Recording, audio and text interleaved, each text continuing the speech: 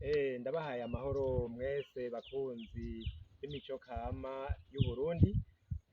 Jewe nitwa Felicien Bankunguka, nkaba ngarutse kugira ngo ndabashikirize igice kigira kabiri c'ikiganiro twatanguye c'iki giti mubona ngaha citwa umurinzi. Muribuka ibikorwa bihambaye umurinzi wakora aho hambere mu buzima bw'abarundi. Uyu musi rero ndaje ndababwire ibindi bikorwa vy'uwo murinzi.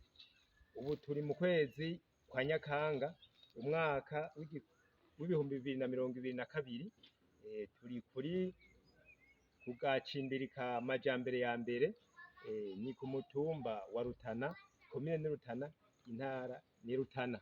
Murabona yuko iki giti gifise amashurwe meza cane atukura, turi mu gihe cici. Nico catumye abarundi bagitangarira bakavuga yuko ari igiti c'Imana. Uyu musi rero tubabwire ibikorwa duhereye mu buzima busanzwe. Mu buzima busanzwe rero ni ukuvuga ubuzima atari ubw'amabanga. Ubwa mbere ni uko bagikuramwo ico bita umuvuba. Umuvuba cari igikoresho bakoresha mu gucura, kikaba arico bakoresha mu guhuha kugira ngo ivyuma bishuhe. Bashirako amakara hanyuma ivyuma bigashuha. Ingene ico gikoresho cari gikozwe nuko barukanisha urusato rw'intama, hama bagaca bashirako uduti tubiri bita inindi, hanyuma bakavuguta amakara agaca yaka, bakabona gucura ivyuma vyabo. Nuko hanyuma rero tugaca tuja mu bikorwa vy'amabanga. Mu bikorwa vy'amabanga icambere twobabwira ni mu gikorwa c'abashingantahe. Umurinzi bawukuramwo intahe. Intahe yari inkoni baha umushingantahe umusi yatigwa. Iki giti kera citwa umuko, nico gituma turonka ahantu hitwa mu miko. Ni nk'agasozi kari muri komine Bukirasazi mu ntara ya Gitega, igasongati. Hanyuma yitwa umugumya, ni ukuvuga umugumyabanga. Baca mu nyuma niho duca turonka hitwa umugumya. Niho rero umushingantahe bamuha intahe, inkoni ivuye muri iki giti, bakayimuha bati akira intahe y'umugumya uzugumya ibanga. Abashingantahe bari abantu rero bajejwe gutatura amatati, bari abantu bashoboye cane, bari abagabo bahuriye kunama ijambo kugira ngo basubize hamwe abantu batumvikanye. Niho igihe cose hari ikintu kigoranye abantu batumvikanyeko, bikabananira ko bumvikana bavuga ati ivyo murabishira abagabo, kandi bati kananira abagabo ntiyimye. Nukuvuga igikorwa c'abashingantahe wa mbere cari gikomeye cane. Hanyuma duca tuja mu mabanga ajanye n'ubugeni.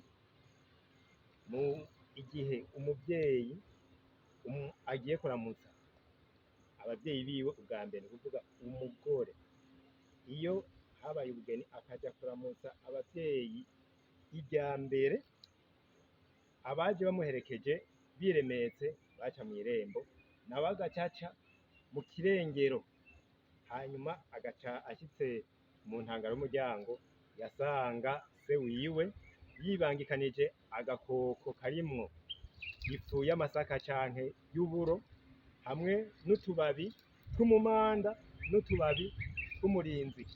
Hama rero umwese wa mugore agafata twa tubabi agakoza muri yafu, agaheza akaraba mu gahanga ka nyamukobwa ati kwibonera abana. Hanyuma wa mukobwa nawe akagira kwa kundi nyene, akakira twa tubabi tw'umumanda n'utw'umurinzi, agakoza muri ka gafu, akaraba mu gahanga ka se ati kwibonera abavyeyi. Uko niko vyaca bibandanya no kuri nyina wiwe, nawe yaca yakira twa tubabi agakoza mu gahanga agakoza muri ka gafu, hanyuma agakoza mu gahanga ka nyamukobwa ati kwibonera abavyeyi. kwibonera umwana, hanyuma wa mukobwa nawe akagira kwa kundi nyene agafata ka gafu kari mu nkoko agaca azana twa tubabi tw'umumanda agakozamwo agaca araba mu gahanga ka nyina ati kwibonera abavyeyi. Nuko tukaja tubandanya rero mu gikurikira kijanye no gufuba uwahwereye. Mu gufuba uwahwereye bazana umuzi w'umurinzi canke w'umuvumu bakawucisha mu ziko no mu bwicaro bwiwe, hanyuma bakawitangiza mu kuzimu. Wumva baba babanje gusohora umuzimu, kuko abakera bavuga bati umuzimu ni nk'umuzi. Iyo rero uciye igiti hanyuma ugasiga imizi ntaco uba ukoze. Nuko rero umurinzi wari ufise amabanga ahambaye mu buzima bw'abantu mu miryango no mu mabanga y'igihugu. Hama rero nkaba ndabashimiye cyane mwebwe mwariko murankurikira, ndabasaba no kuzokurikira ikiganiro kigira gatatu kijanye n'iki bita umurinzi, kuko gifise ibikorwa vyiza cane.